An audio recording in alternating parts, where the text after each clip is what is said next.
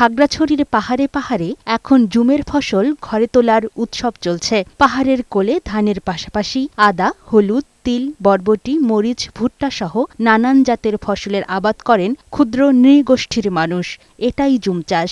এখন সেই ফসল সংগ্রহ করছেন জুমিয়ারা। মার্চ এবং এপ্রিল মাসে এসব ফসলের বীজ বপন করে সেপ্টেম্বরের মাঝামাঝি ফসল কাটা শুরু হয়।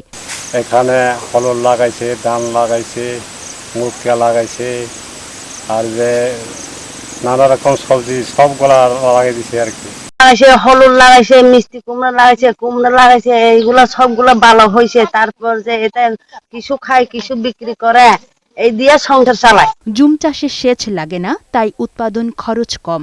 এতে অর্থনৈতিকভাবে লাভবান হচ্ছে পাহাড়ের বাসিন্দারা। এই বছরে আমাদের জুম চাষ অনেক ভালো ফলন হয়েছে। এই ফলনের মধ্য দিয়ে আমাদের পুরো এক বছরের যে খাবার, সেই খাবারের ভাতটা মিটে যাবে। বৃষ্টি নির্ভর জুম চাষে উন্নত মানের বীজ সরবরাহ ছাড়াও বিকল্প চাষাবাদ নিয়ে পরিকল্পনার কথা জানিয়েছেন এই কৃষি কর্মকর্তা।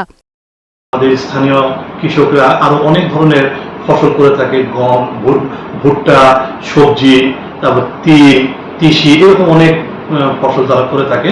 তো যাই হোক, আমরা শুধু ধানের উপরে আমরা বেশি একটু জোর দিতে চাচ্ছি। যদি ধানের ফলনটা বাড়ে, প্রতি এককে ধানের ফলনটা বৃদ্ধি করা যায়, তাহলে কিন্তু এটা জাতীয় উৎপাদনে এই ফলনটা কিন্তু যোগ হবে। এবছর জেলায় জুম চাষ হয়েছে 1124 হেক্টর পাহাড়ি জমিতে। ডেস্ক রিপোর্ট, বৈশাখী সংবাদ।